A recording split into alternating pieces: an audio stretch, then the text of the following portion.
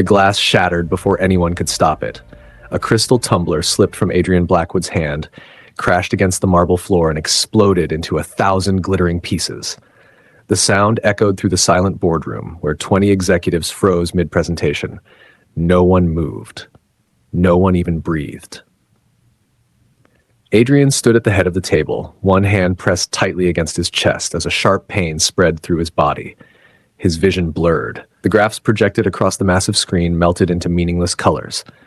"Sir?" his assistant whispered. Adrian took one step forward, then another. His knees buckled. The richest man in the world collapsed face first onto the polished floor. "Call an ambulance. Move." "Sir, can you hear me?" The room erupted into panic. Executives who had spent years fearing his presence now surrounded him helplessly. Someone loosened his tie. Another searched for a pulse. His assistant fumbled with a phone, struggling to keep her voice steady. But as Adrian drifted in and out of consciousness, he noticed something that frightened him far more than the crushing pain in his chest. There was no family rushing through the doors. No wife, no children, no brother, no lifelong friend, only employees. People whose salaries depended on him. As darkness swallowed his vision, one thought pierced deeper than the pain. So this is how I end. 35 years earlier, Adrian had owned exactly 3 things: a torn backpack, a pair of worn-out shoes with holes in the soles, and a promise. He was only 12 when he watched his mother count coins on the kitchen table under the weak glow of a flickering light bulb. Don't worry. She counted them once, Okay. then twice, then a third time. Her shoulders slowly sank. "It still isn't enough," she whispered. Adrian looked at the stack of unpaid hospital bills lying beside her hand. "How much are we short?" She forced a smile. "Don't worry about grown-up problems." "But you're crying." "I'm just tired." She reached across the table and gently brushed his hair back. "Listen to me, Adrian. Money can make life easier, but don't ever let it become your heart." He frowned. "Then why does everyone chase it?" "Because they're afraid." "Afraid of what?" She stared at the rain tapping against the window. "Losing the people they love." Those words stayed with him, only not in the way she intended. 3 weeks later, she was gone. The doctors had done everything they could, everything except the treatment they couldn't afford. Adrian stood alone at her funeral, staring at the freshly covered grave while relatives whispered empty condolences before returning to their own lives. No one offered to help. No one offered him a home. They simply disappeared. That afternoon, standing beneath the gray sky, Adrian made himself a promise. "I'll never be poor again." His voice shook. "I'll become so rich that money will never be able to take anyone from me again." He believed wealth was stronger than death. He would spend the next 35 years trying to prove it. At 16, Adrian started washing dishes after school. At 17, he repaired old electronics and sold them for twice what he paid. At 19, he launched his first business from a tiny apartment, barely large enough to hold a mattress and a desk. While his friends celebrated birthdays, Adrian worked. While they fell in love, Adrian negotiated contracts. While they built memories, Adrian built companies. Failure greeted him often. His first startup collapsed. His second partner stole from him. His third investment vanished overnight. People laughed. "You'll never make it. You dream too big. You're wasting your youth." He ignored every word. Every rejection only strengthened the promise he'd made beside his mother's grave. Years passed. One successful company became 2. 2 became 5. 5 became 20. Money arrived in waves, then floods. By 40, Adrian owned hotels across continents. By 45, he controlled airlines, shipping companies, technology firms, and media networks. Governments sought meetings with him. Presidents shook his hand. Magazine covers called him the architect of a new financial empire. Journalists gave him a nickname that spread across the world: the man who bought everything. The name made him smile because it was almost true. He bought skyscrapers overlooking oceans. He bought private islands hidden from maps. He bought paintings older than entire nations. He bought football clubs, luxury resorts, vineyards, and enough land that he once joked he could walk for weeks without leaving his own property. If something wasn't for sale, he simply offered more money. Eventually, everything had a price, or so he believed. "Canceled dinner." His assistant blinked. "Sir, you've canceled dinner every night this month." "So?" "It's your birthday." "I know when my birthday is." "They've prepared something at the house." They? The staff. Adrian looked out the window of his limousine. The staff is paid to prepare things. They wanted to celebrate with you. No. The assistant hesitated. They seemed excited. They're employees. They also care about you. He finally turned to face her. No, they care about keeping their jobs. Silence filled the car. His assistant looked away. Deep down, Adrian wasn't trying to be cruel. He simply no longer believed genuine affection existed. Everything came with conditions. Money had taught him that. When he finally arrived at his mansion, the gates opened automatically. The driveway stretched almost half a mile. The house itself looked more like a palace than a home. Inside waited a dining table that could seat 40 guests. One plate sat in the center, one glass, one folded napkin. He walked past it without stopping. The echoes of his footsteps followed him through hallways filled with priceless art and rooms no one had entered in months. He climbed the grand staircase alone. He fell asleep alone. And when he woke the next morning, he did exactly what he had done every morning for decades. He went back to making more money. Weeks later, financial reporters announced another historic acquisition. Adrian had just purchased one of the largest technology corporations on Earth. The news spread across every network. Commentators praised his brilliance. Investors celebrated. His net worth climbed higher than anyone in recorded history. At the closing ceremony, cameras flashed endlessly as reporters shouted questions. Mr. Blackwood, how does it feel to own another global company? What's next? Is there anything left for you to buy? Adrian adjusted his cufflinks and gave the answer everyone expected. If I see value, I buy it. The crowd laughed. Then a young reporter, clearly new to the profession, raised her hand. Mr. Blackwood. He nodded. You've built the greatest business empire in history. Thank you. But when was the last time you were truly happy? The room fell silent. For the first time in years, Adrian had no immediate answer. He stared at the reporter, then offered a polite smile. Next question. But long after the cameras stopped rolling, her words refused to leave his mind. The question followed Adrian everywhere. It echoed through the elevator as he rode to the top floor of his headquarters. It lingered in the silence of his private jet as clouds drifted beneath him. It returned every night when the lights of his mansion dimmed and there was nothing left to distract him. When was the last time you were truly happy? He searched for an answer, but every memory that came to mind was tied to another deal, another acquisition, another victory that had lasted only a few hours before he was chasing something bigger. Nothing stayed. Nothing filled the emptiness.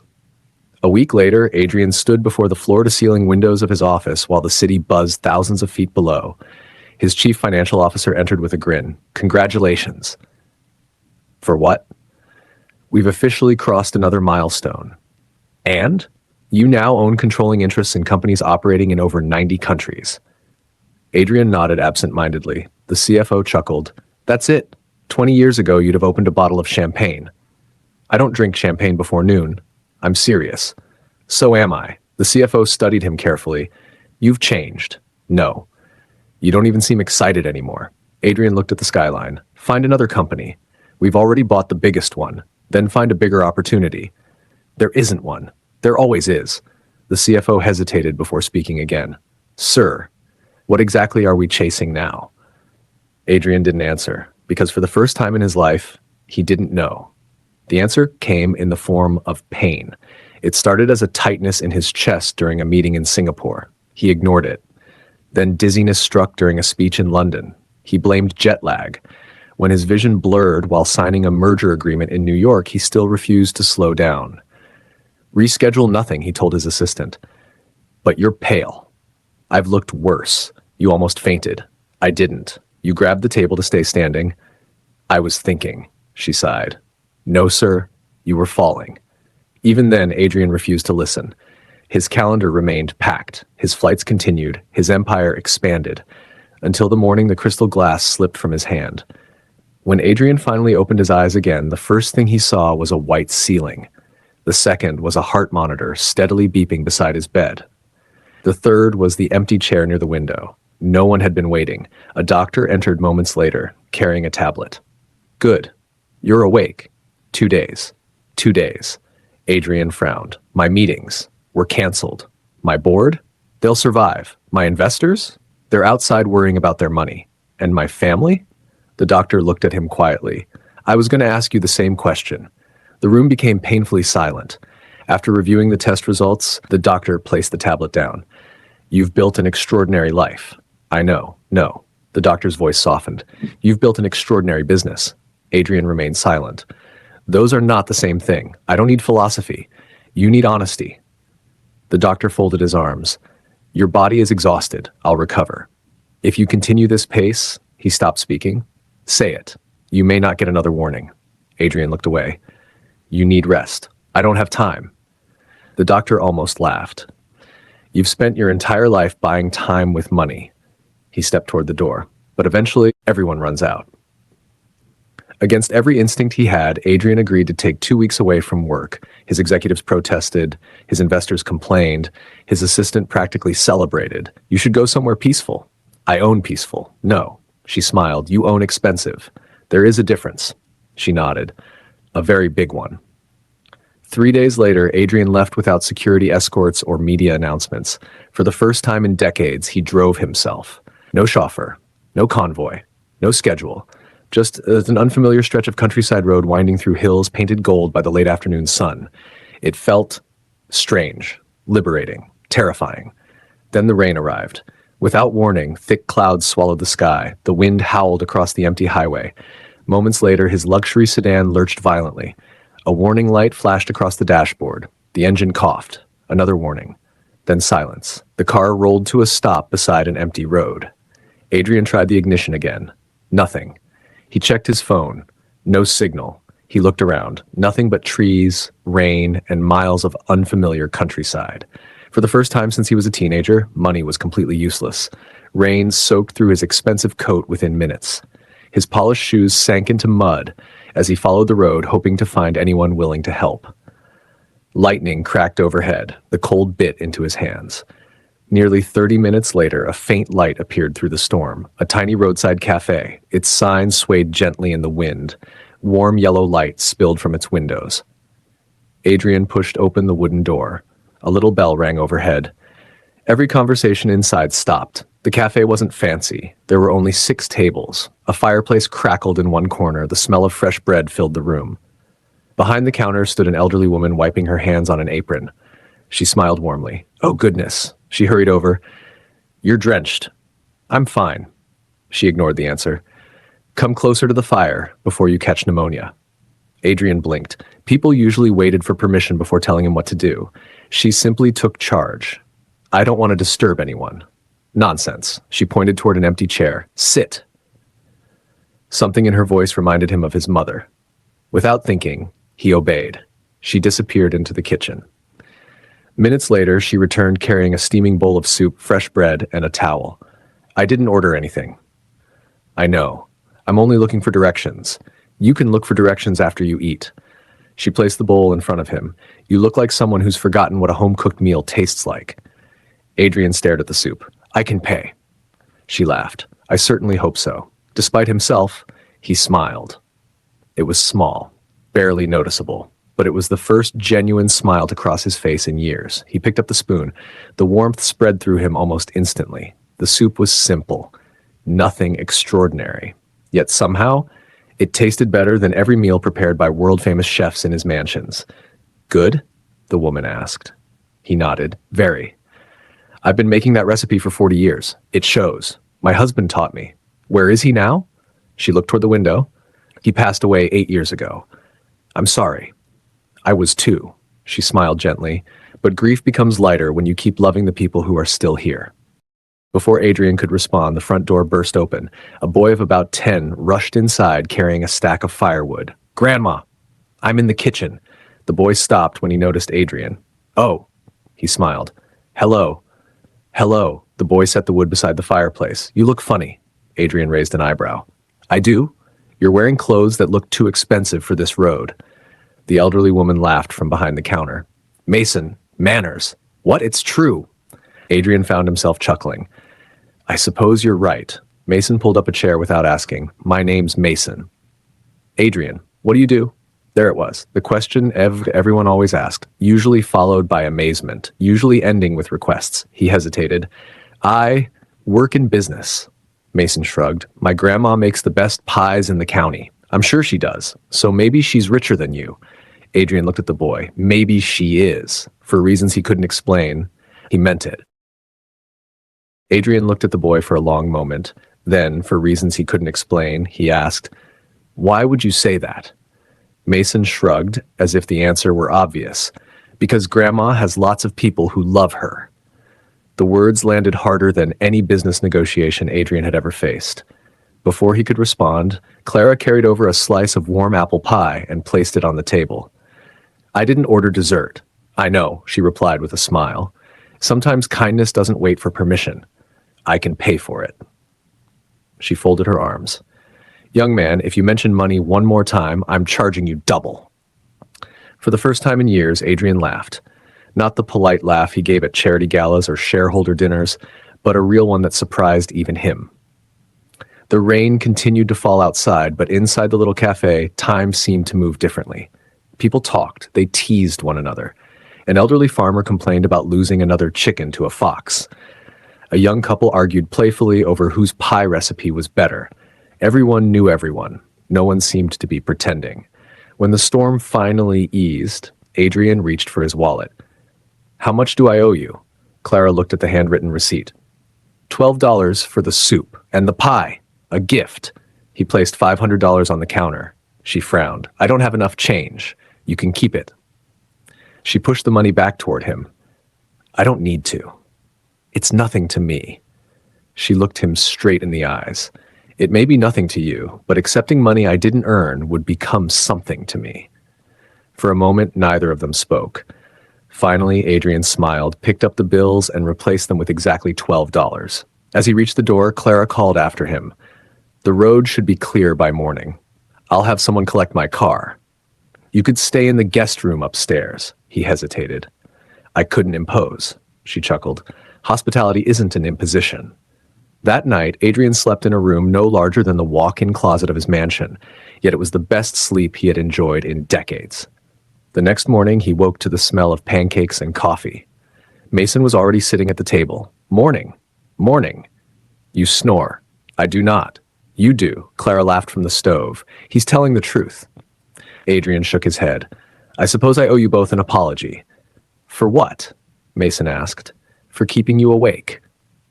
It wasn't that bad. The boy grinned. You sounded like Grandpa. Instead of feeling offended, Adrian found himself smiling again.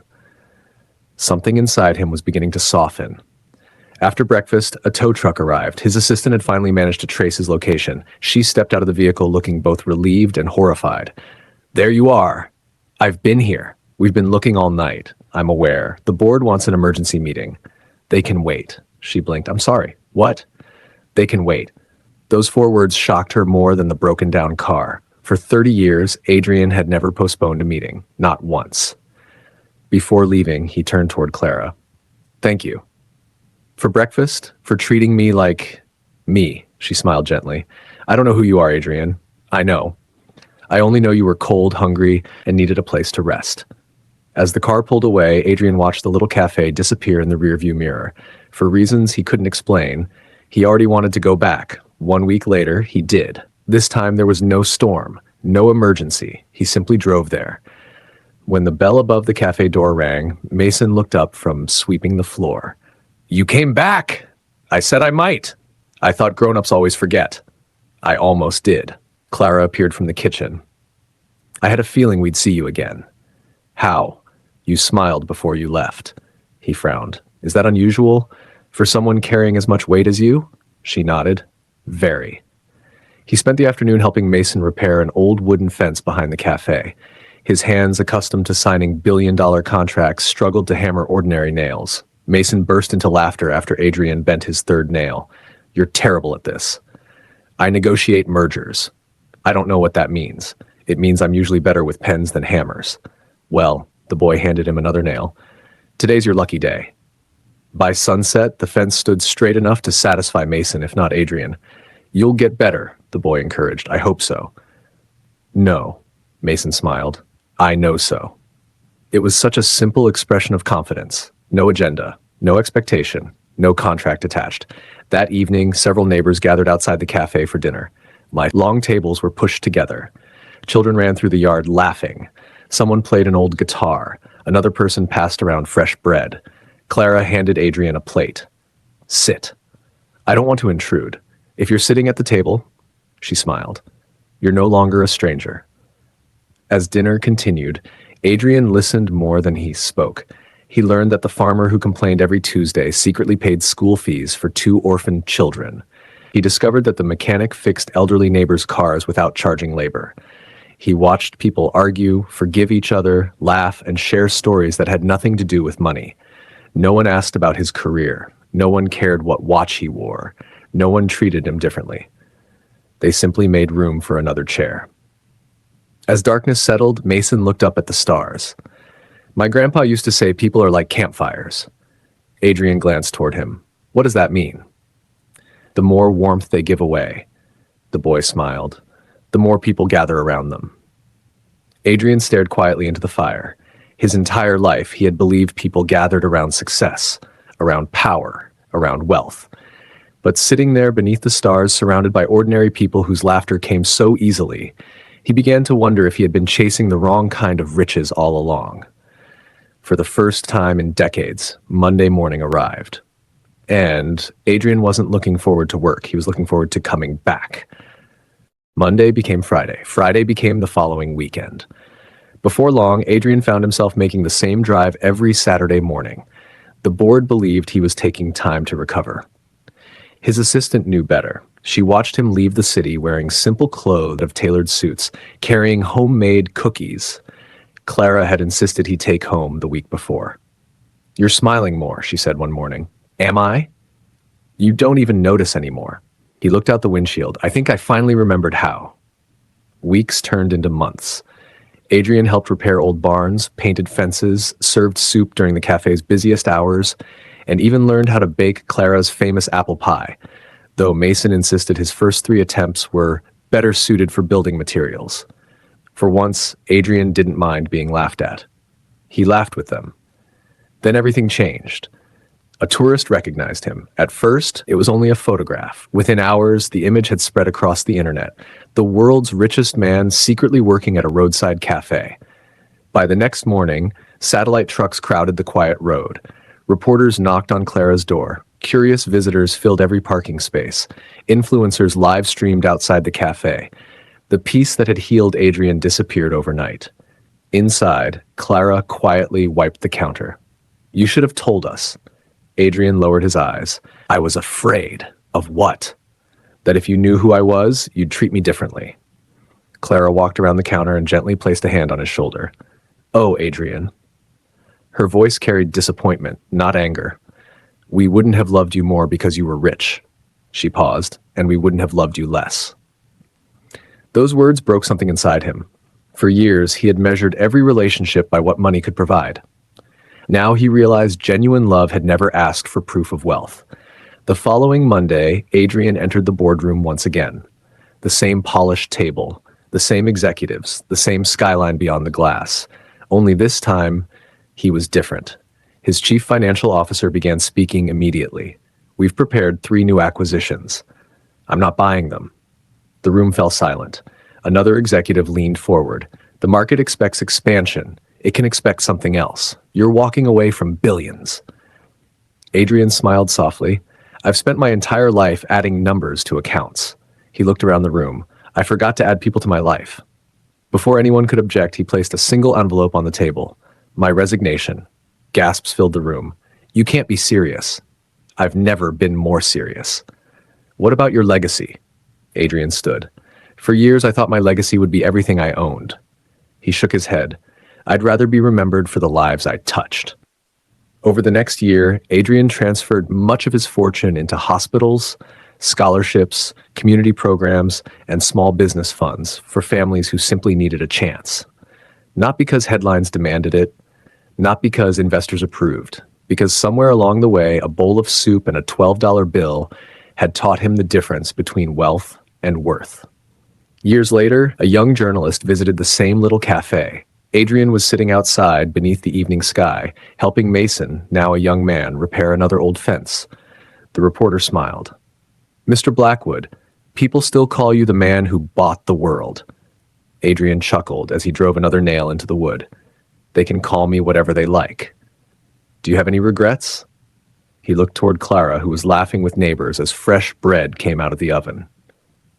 Children chased each other across the yard. Friends filled every chair around the long dinner table. His eyes glistened. Only one. "What is it?" "I wish I'd learned sooner that love is the only treasure that grows every time you give it away." That evening, no one talked about stock prices. No one discussed empires. They simply shared another meal together as the sun disappeared beyond the hills. And for the first time in his life, Adrian realized something remarkable. He had never actually owned the world. He had only owned things. But here, surrounded by people who expected nothing from him except his presence, he finally belonged. He bought the world. But love bought him. If Adrian's journey reminded you that the greatest riches in life can never be counted, take a moment to like this video, subscribe for more unforgettable stories, and share in the comments. What do you think is the one thing money can never buy? Your thoughts might inspire someone else who needs to hear them today. Because in the end, the wealth that matters most isn't measured by what we keep. It's measured by the love we leave behind.